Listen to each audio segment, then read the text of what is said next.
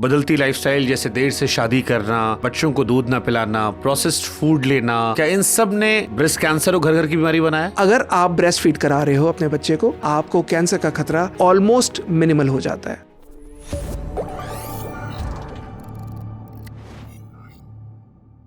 बदलती लाइफस्टाइल जैसे देर से शादी करना, बच्चों को दूध ना पिलाना, प्रोसेस्ड फूड लेना, आजकल जो कपड़े आते हैं उनका शामिल होना, क्या इन सब ने ब्रेस्ट कैंसर और घर घर की बीमारी बनाया? यस, आपने सब आंसर कर दिया। जो ये खाना सब सच है? सब सच है, सब सच है।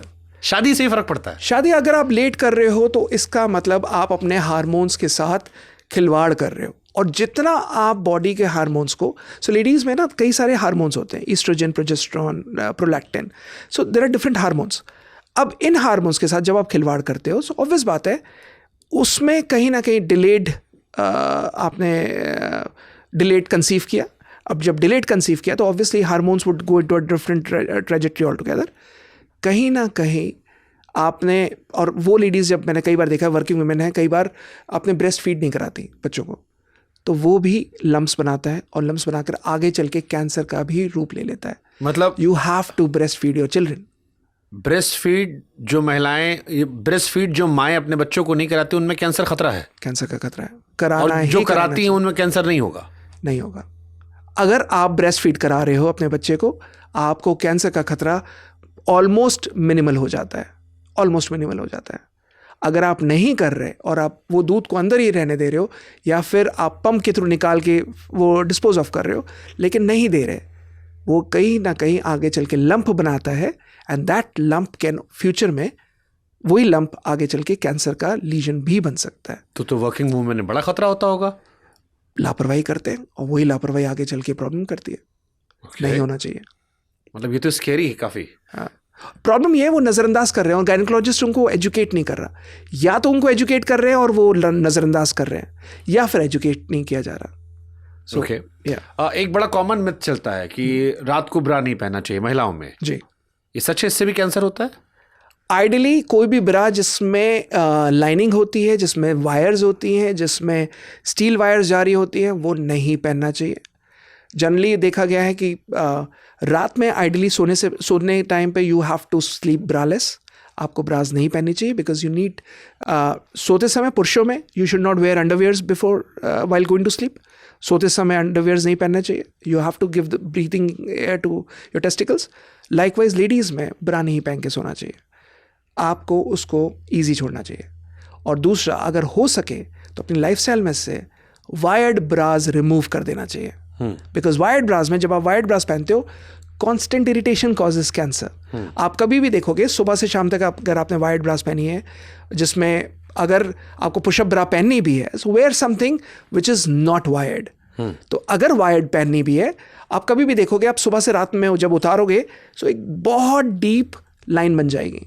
और कुछ लोग ऐसा रूटीन में पहनते हैं, तो कांस्टेंट इरिटेशन में कहीं ना कहीं अगर वो वायर्ड ब्रा आप दे रहे हो, तो इसका मतलब you are pushing it somewhere, एक कांस्टेंट इरिटेशन, और वो इरिटेशन लीड्स टू कैंसर। क्या कोई नस दबती है?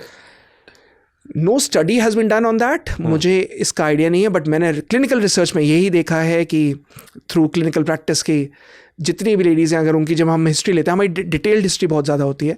सो जनरली ये देखा गया है कि again, so these 4 words have been coined by me, कि कांस्टेंट इरिटेशन कॉजेज कैंसर। तो कोई भी चीज़ अगर आपको लगातार इरिटेट कर रही है, अब टिश्यू कहीं ना कहीं पुश हो रहा है।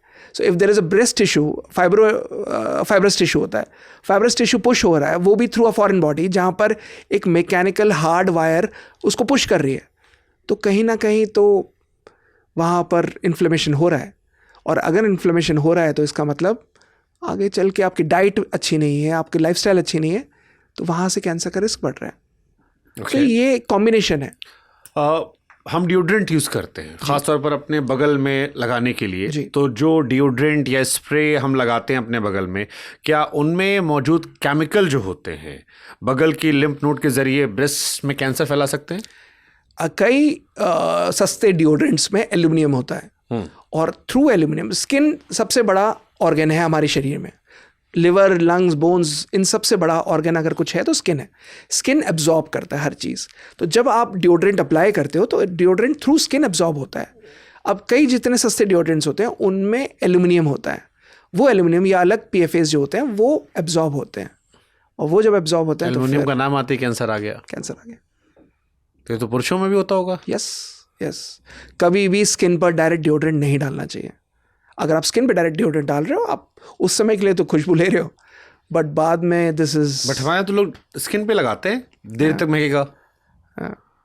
तो कई सस्ते डिओड्रेंट्स में एल्यूमिनियम होता है। ओके अगर किसी महिला को ब्रेस्ट में गांठ महसूस हो रही हो तो महिला कैसे पता करे कि ये पीरियड्स की सूजन है या वाकई खतरे घंटी? घर में सेल्फ एग्जामिनेशन कैसे करें? सो सेल्फ ब्रेस्ट एग्जामिनेशन का यूट्यूब पर, अगर आप वो हमारे चैनल पे भी जाएंगे, सो हमने सेल्फ ब्रेस्ट एग्जामिनेशन का पूरा वीडियो डाला हुआ है। आप यूट्यूब पे जाओ, यूट्यूब पे सब कुछ सीखने को मिलता है। आप उसमें जाइए और उसमें जाके सर्च करिए breast self examination of the breast, और उसमें वो आपको बताएंगे कि जब आप शावर ले रहे हो तो शावर पे हाथ उठाकर किस तरीके से आपको एग्जामिन करना है, बगल के नीचे अंदर गांठों में एग्जामिन करना है, अलग अलग, पहले एक ब्रेस्ट में फिर दूसरे ब्रेस्ट में। It's a typical simple video. Her lady को ये हफ्ते में एक रिमाइंडर, फ़ोन लीजिए, आपके साथ एक चीज़ है जो हमेशा रहती है, फ़ोन। एक रिमाइंडर लगा लो उसमें, एवरी मंडे या एवरी थर्सडे या एवरी सैटरडे सुबह से अगर आप 10 बजे नहाने जाते हो तो 9 बजे का एक रिमाइंडर लगा लो, ब्रेस्ट एग्जामिनेशन करना है, सेल्फ ब्रेस्ट एग्जामिनेशन करना है। सिंपल सा है। अब आपको पता रहेगा कि जब आप नहाने जा रहे हो, हर सैटरडे अलार्म बजा, सेल्फ ब्रेस्ट एग्जामिनेशन, आपको पता है कि जब आपको नहाने जाना है, you have to examine your breast. Simple logic. Okay और ये अगर आपने कर लिया, आपको कभी लाइफ में कोई रिस्क लेट पता नहीं चलेगा। फर्स्ट ऑफ ऑल होना नहीं चाहिए, क्योंकि अगर आपने लाइफस्टाइल सुधार ली तो, और अगर हो गया है जल्दी you can diagnose it early.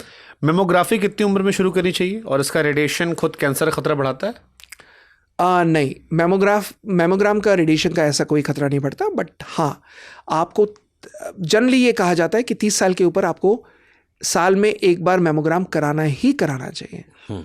अगर हो सके तो 20 साल के ऊपर भी कराना चाहिए, बिकॉज जनरली पीरियड्स के टाइम पर अलग अलग लम्प्स आ सकते हैं इन द ब्रेस्ट। तो अगर हो सके तो 20 साल के ऊपर मेमोग्राम ब्रेस्ट करा सकते हैं। एक सिंपल टेस्ट, क्योंकि मेमोग्राम पेनफुल होता है, उसमें एक्सरे की प्लेट्स के बीच में ब्रेस्ट को दबाते हो, एडिपोज टिश्यू को दबाते हो, तो एक सिंपल टेस्ट होता है ultrasound both breast. Sound waves के थ्रू अल्ट्रासाउंड का कोई साइड इफेक्ट नहीं है, आप जाकर साल में एक बार करा सकते हो, and it is much simpler, painful नहीं है, and get it done once in an year. और इसमें भी सिंपल, एक फ़ोन लीजिए, रिमाइंडर लगाइए, साल का एनुअल एग्जामिनेशन करना है मेमोग्राम का या अल्ट्रासाउंड का, गेट इट डन। हर साल रिमाइंडर आता रहेगा आपके पास। फॉलो करिए। फिल्म इंडस्ट्री या फिर बाकी फिल्म इंडस्ट्री से बाहर इन्फ्लुएंसर इंडस्ट्री या आम महिलाओं में भी आजकल ब्रेस्ट इम्प्लांट का फैशन बन गया है। क्या ये शरीर के अंदर जाकर कैंसर को ट्रिगर कर सकते हैं? कोई भी फॉरेन बॉडी है वो शरीर में कभी भी यूज़फुल नहीं है। अभी अगर आप ब्रेस्ट इम्प्लांट्स करा रहे हो या फिर सिलिकॉन इम्प्लांट्स करा रहे हो, so it is not natural. कोई भी चीज़, जब भी कैंसर होता क्यों है शुभांकर? जब हम नेचर से दूर जा रहे हैं। जितना हम नेचर से दूर जाएंगे उतना कैंसर आपको घेरता जाएगा। जितना आप नेचर के करीब रहोगे आपको कभी कैंसर नहीं होगा। सिलिकॉन इम्प्लांट्स और breast implants are not natural. तो जो चीज़ नेचुरल नहीं है तो ऑब्वियस बात है ना, वो नुकसान करेगी। तो उसका मतलब जो महिलाएं सिलिकॉन या ब्रेस्ट इम्प्लांट करवा रही हैं वो खतरे में हैं। एक हैवी वेट लेकर आप थ्रू आउट कैरी कर रहे हो and it is implanted inside and it is not natural, तो ऑब्वियस बात है ना। Silicon itself is not harmful, क्योंकि उस पर रिसर्च हो चुकी है तभी वो अलाउड है, बट आप वो कहीं ना कहीं कैरी कर रहे हो ना throughout. Why do you have to do it? It is not easy. अगर आप देखेंगे, किसी भी लेडी को पूछेंगे तो वो इम्प्लांट्स जब लेते हैं तो इट बिकम्स रियली हैवी, और वो हैवी टूवर्ड्स ग्रेविटी, हर चीज़ तो नीचे ग्रेविटी की तरफ पुश हो रही है। सो इमेजिन, कहीं ना कहीं तो it is causing that disruption ना। Okay.